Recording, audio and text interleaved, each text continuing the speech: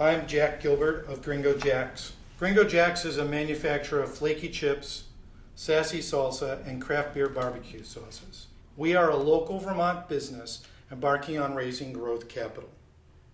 20 years ago, I opened a restaurant now called Gringo Jacks. Our guests asked to take home our chips, salsa, and sauces, and so was born Gringo Jacks Consumer Products. Gringo Jacks sales have grown from 5,000 at Gringo Jacks Bar and Grill to 500,000 in 2015 with regional distribution. In 2012, Gringo Kitchens LLC was founded as a separate entity from the restaurant to focus on production and distribution through the natural, grocery, and food service channels, predominantly in Vermont and the Northeast.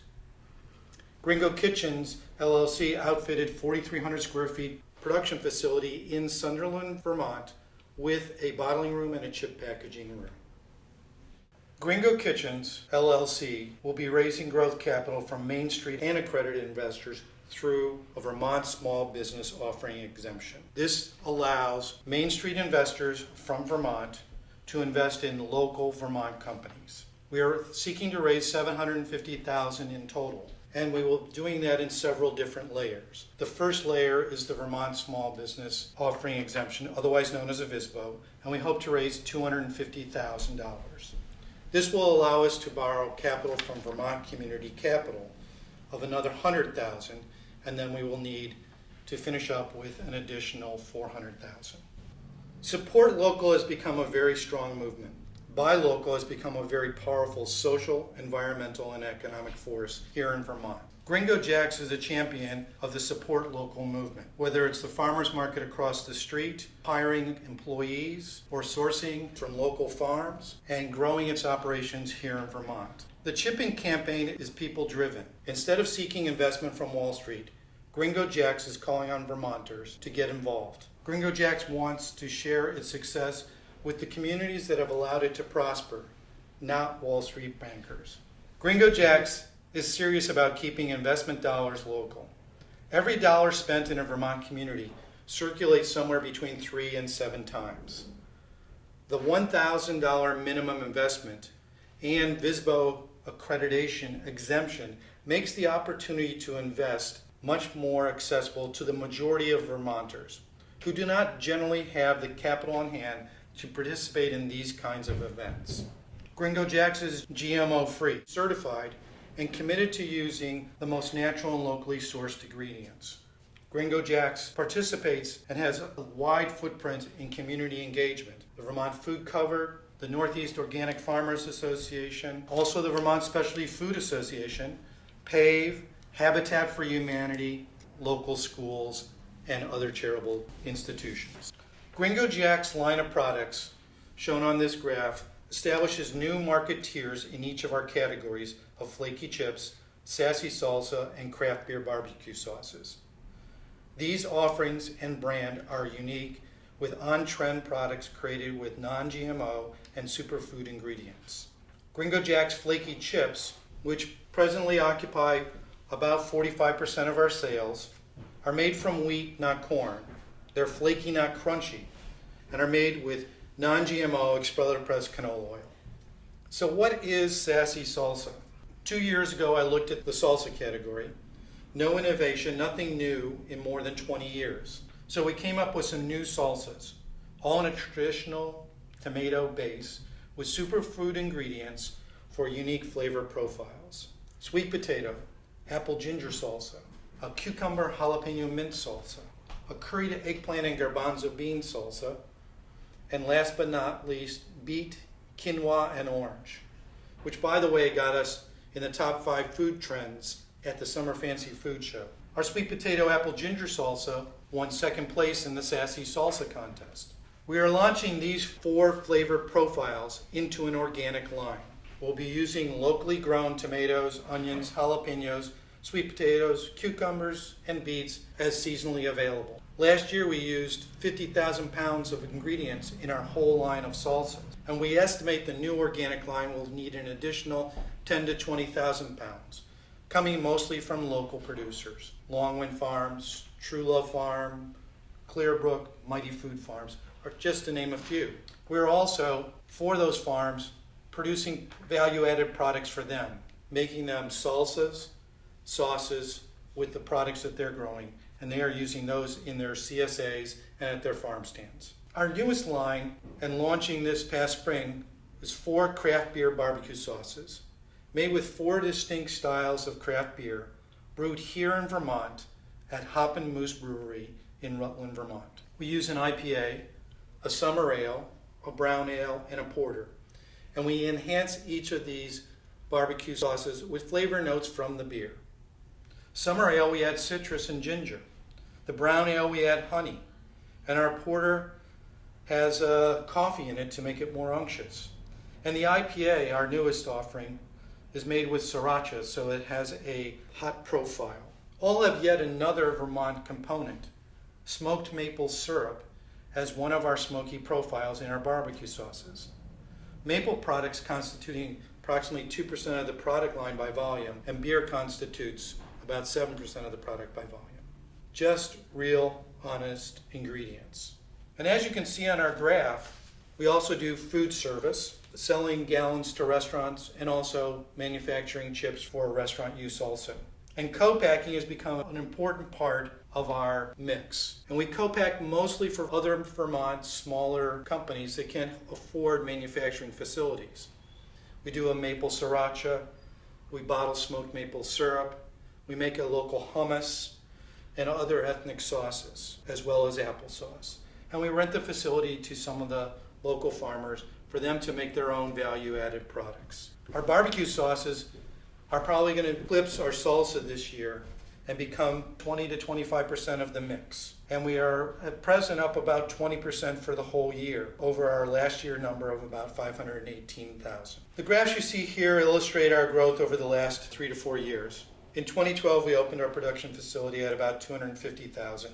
We are now, as of historically last year, 2015, have virtually doubled that amount. In 2013, we debuted our 2-ounce chips as well as cinnamon sugar chips. In 2014, we launched sassy salsas. And in 2015, we soft launched the craft beer barbecue sauces and did our hard launch just this year in 2016. All of our categories are growing, and especially the co-packing portion, which is terrific for cash flow.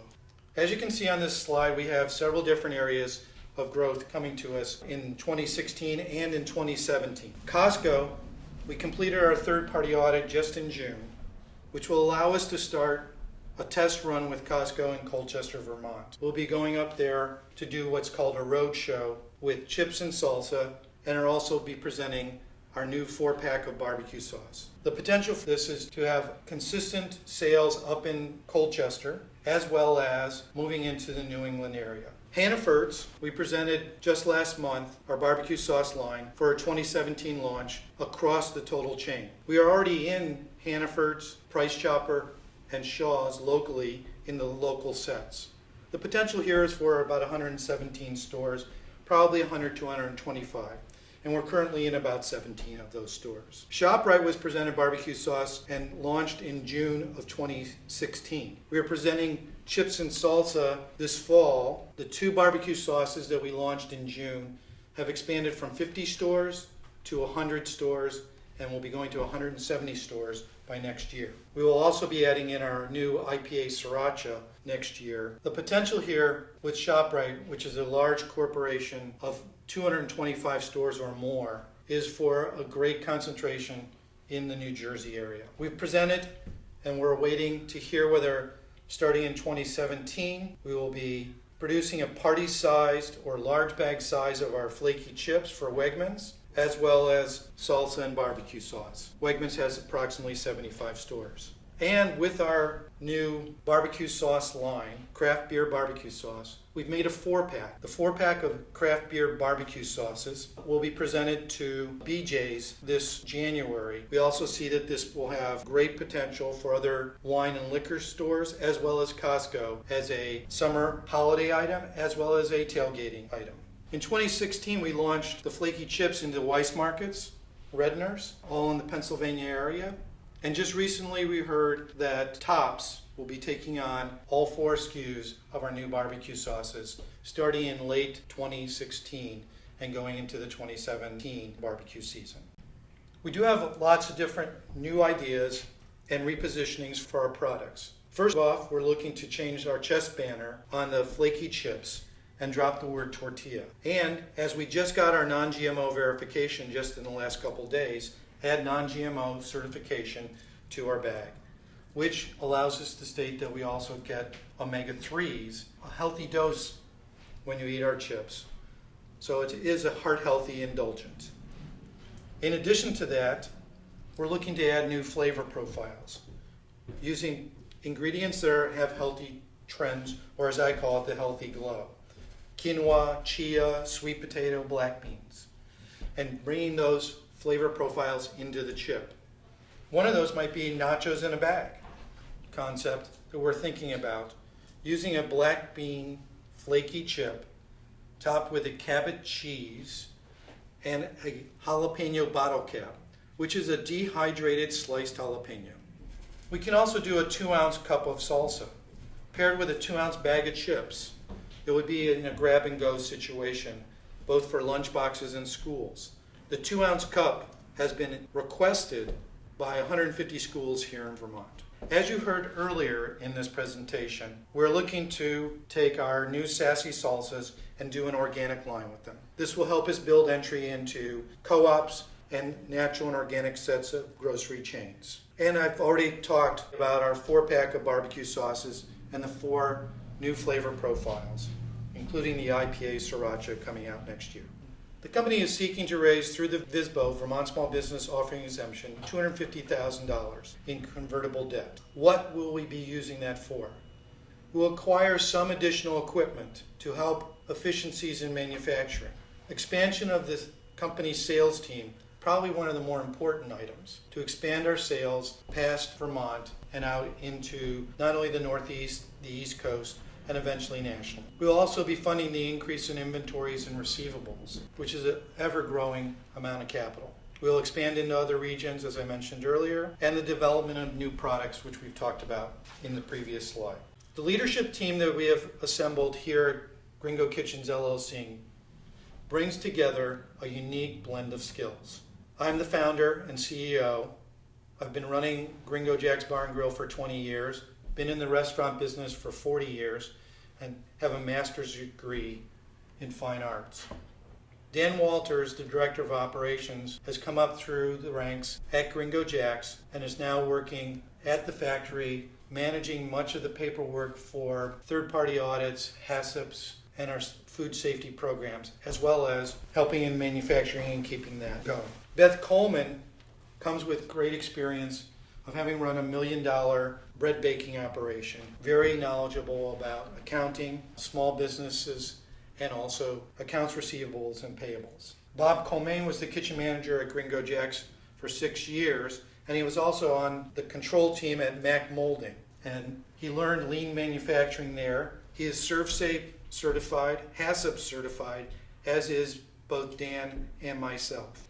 Consumers love Gringo Jack's products. Vermont Mom's blog, the New York Times called our tortilla chips chips of a different munchability, barbecue sauces. Please feel free to read through this. And our strategic partners all have great logos, and this is a great slide with all the logos of some of the people that we use. And now back to probably the more important part, what we're asking to do with invest local with social impact. I've talked about how support local, buy local have been a very big movement here in Vermont, and we want to take it to the next level of investing locally with social impact. Our target is $250,000 of capital raised through the Vermont Small Business Offering Exemption. It is available to all Vermont residents, otherwise called Main Street investors, and does not require that you be a high net worth individual. The terms: we're raising convertible debt with 6% accrued interest. Comes in as a loan, and then at maturity date on December 31st, 2019, you'll have the option to convert to equity or take out your money. There is something called a mandatory conversion clause, which I'll quickly try to describe. It's a protection clause for investors in case A large investor comes along and says, we want to buy the company. It will mean that not only will you get the 6% accrued interest, but you'll get a 20% discount on whatever the agreed upon price is of shares. The minimum investment is $1,000. We'll also be getting a loan from Vermont Community Capital for $100,000, contingent on successfully raising money through our Vermont Small Business Offering. Other companies have raised money like this in the past. The most notable is Ben & Jerry's in the 80s. How do you invest? You go to our crowdfunding platform, which is Milk Money Vermont. You'll need to prove that you're a Vermont resident by showing your Vermont driver's license, which you can either take a picture of and upload, or you can send a copy in. All Vermonters qualify for the Vermont Small Business Offering exemption. It is for the 99%, not the 1%, to be able to invest in a local Vermont company.